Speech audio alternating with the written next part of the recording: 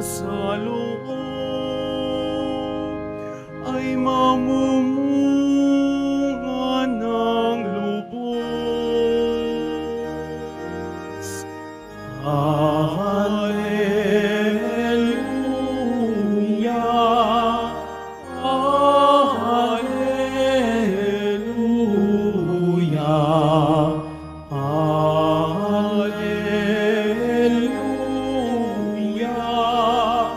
Alleluia.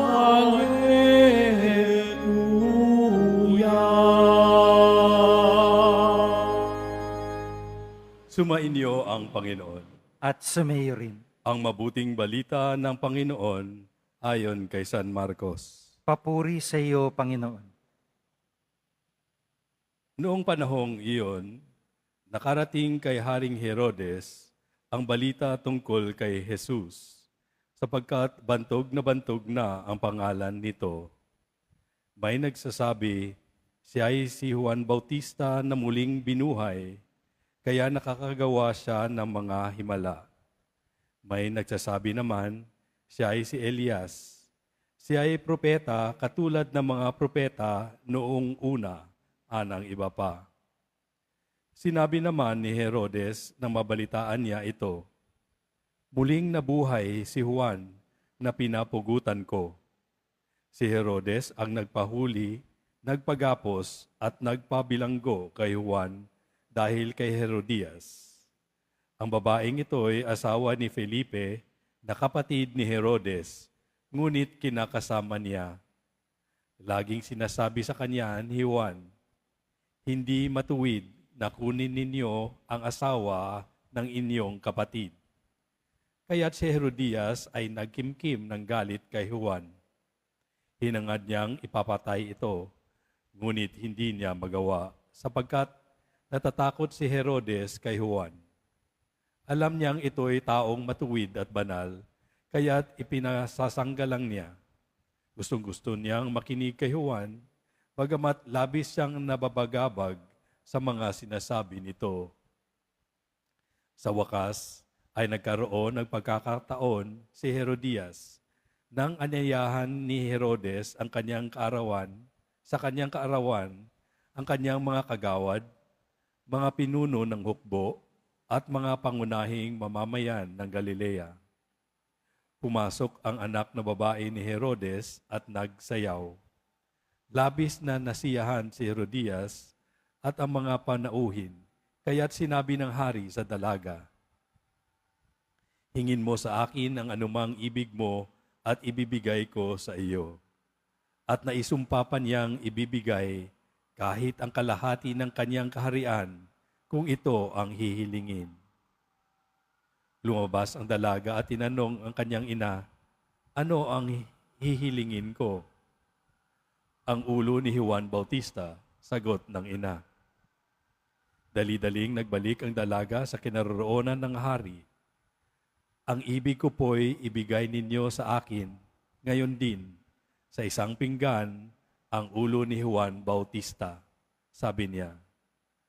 Labis na nalulungkot ang hari, ngunit dahil sa kanyang sumpa na narinig ng kanyang mga panauhin, hindi niya matanggihan ang dalaga. Kagad niyang iniutos sa isang bantay na dalhin sa kanya ang ulo ni Juan. Sumunod ang bantay at pinugutan si Juan sa bilangguan. Inilagay ang ulo sa isang pinggan at ibinigay sa dalaga. Ibinigay naman iyon ng dalaga sa kanyang ina. Nang mabalitaan ito ng mga alagad ni Juan, kinuha nila ang kanyang bangkay at inilibing. Ang mabuting balita ng Panginoon. Pinupuri ka namin, Panginoong Jesucristo. Magsiupo muna po ang lahat.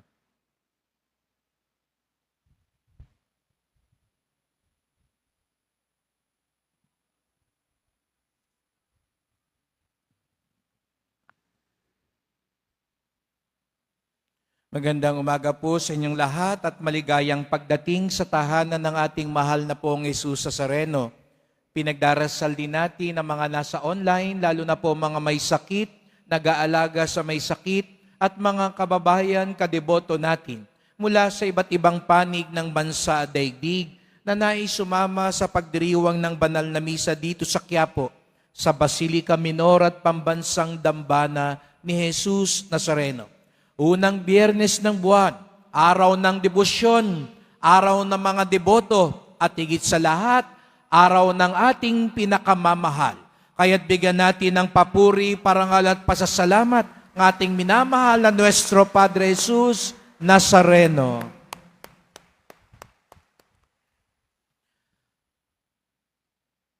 Unang Biyernes at tayo'y nagbabalik, nagpapakita sa Kanya at sana po tayo'y nakikinig sa Kanya. Sapagkat sa maniwala man po kayo o hindi, araw-araw, tuwina, nangungusap sa atin ang mahal na pong Jesus Nazareno. Sa iba't ibang pamaraan, siya'y nangungusap sa atin.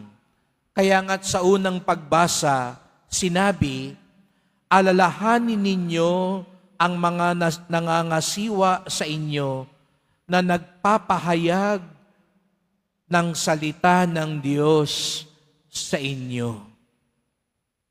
Kaya nga't sabi, panagpatuloy, tularan ninyo ang kanilang pananalig sa Diyos. Kaya sabihin nyo nga sa katabi nyo, makinig ka at manalig sa Diyos. At sa kabila naman, sabihin mo naman, at pagpapalain ka ng Diyos. Ang nakikinig at gustong pagpalain ng Diyos, itaas nga ang kamay at pumalakpak ng mas malakas.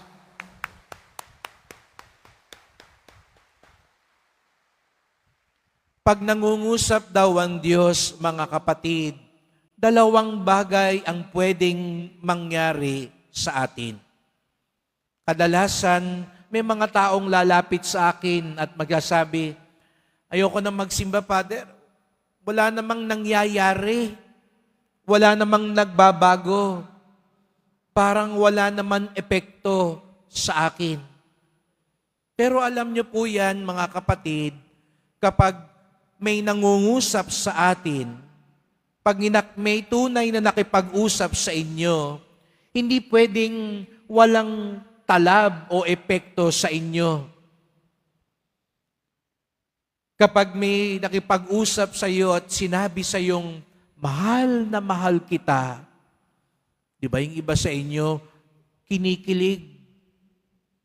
Yung iba sa inyo, kahit masama ang loob, di ba yung mga misis, galit na galit, pero pag binulungan na ni mister, sorry na, I love you. Nawawala yung galit mo.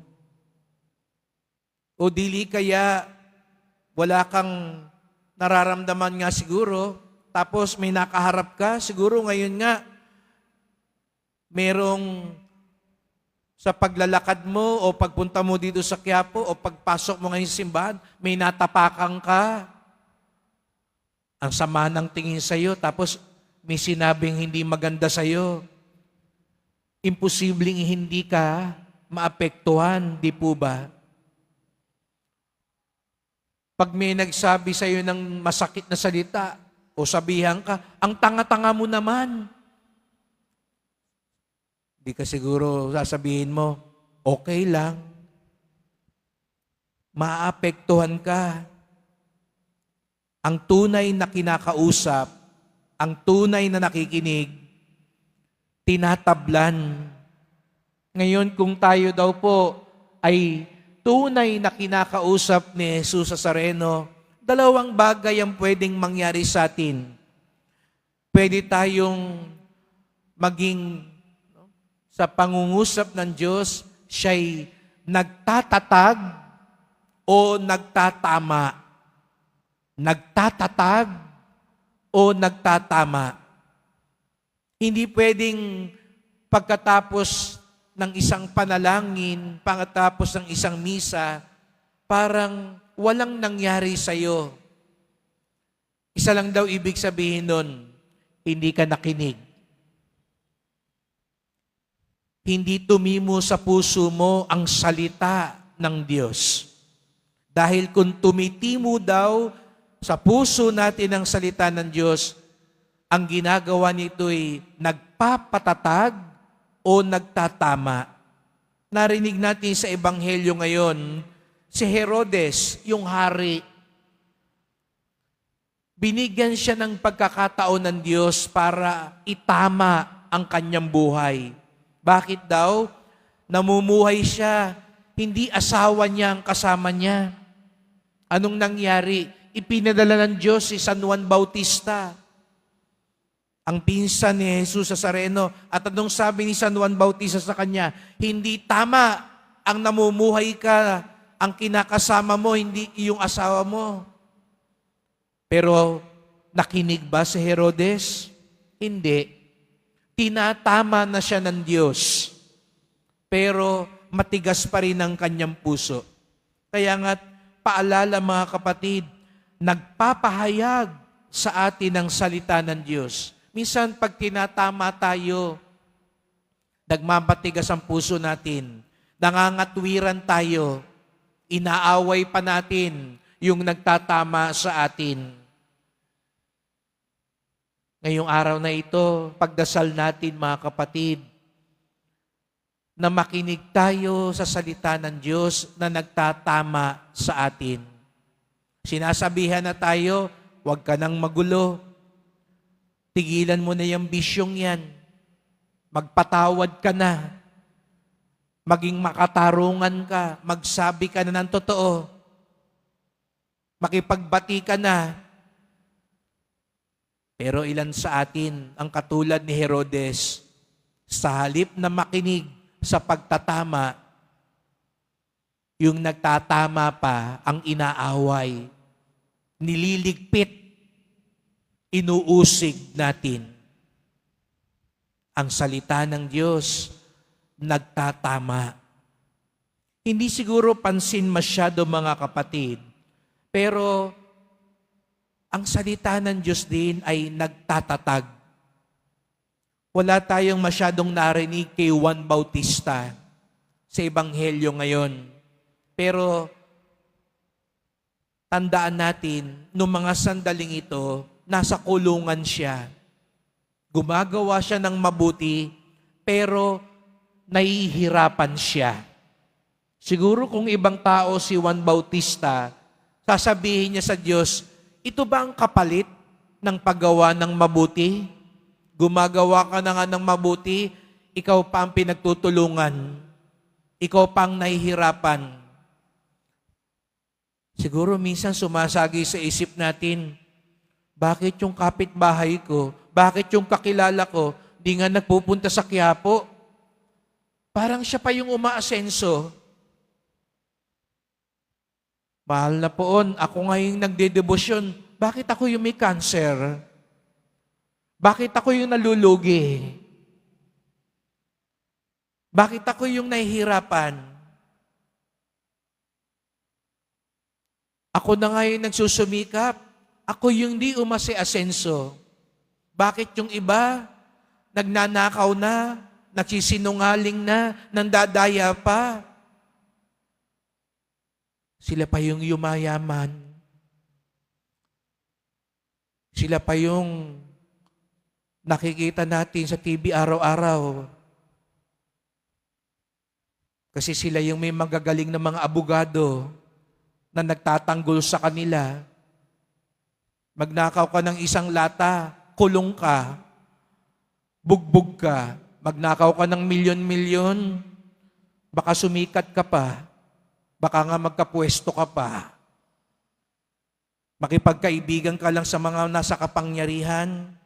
Umanib ka lang sa mga maimpluwensya. Aayos ang lahat. Pero buti na lang po, hindi ganon ang nangyari kay Juan Bautista. Sapagkat nakinig siya sa salita ng Diyos na nagpatatag sa kanya. Mga kapatid, kaya tayo nandito ngayon, gusto rin tayong patatagin ni Jesus Nazareno. Katulad niya, may pasan-pasan tayong krus. Katulad niya, may pagdurusa at pagsubok tayong pinagdadaanan. Pero katulad din niya, matatag ang ating loob. Hindi gumuguho ang ating pag-asa at pananalig sa Diyos. Hindi tayo bibitaw sa mabuti. Hindi tayo kakapit sa patalim. Hindi tayo papanig sa masama. Sapagkat alam natin ang salita ng Diyos, nagpapatatag sa atin. Kaya nga't ngayon din sa misang ito, para bagang sinasabi din ng mahal na pong Jesus Nazareno, huwag kang susuko. Huwag kang mawawalan ng pag-asa. Katulad ni Juan Bautista, minsan pakiramdam natin nag-iisa tayo. Parang walang saysay ang paggawa ng mabuti. Parang pinagtutulungan tayo ng mundo. Pero sana katulad ni Juan Bautista, makinig tayo sa salita ng Diyos. Makinig tayo kay Jesus Nazareno na nagpapatatag sa atin. At kung sa mga sandaling tayo itinatama mula sa ating kasalanan, mula sa kasamaan na sumisira sa atin, makinig din tayo sapagkat walang ibang hangad si Jesus Nazareno kung hindi ang ating kaligtasan. Kaya't sa pagpapatuloy ng misang ito, magdasal po tayo.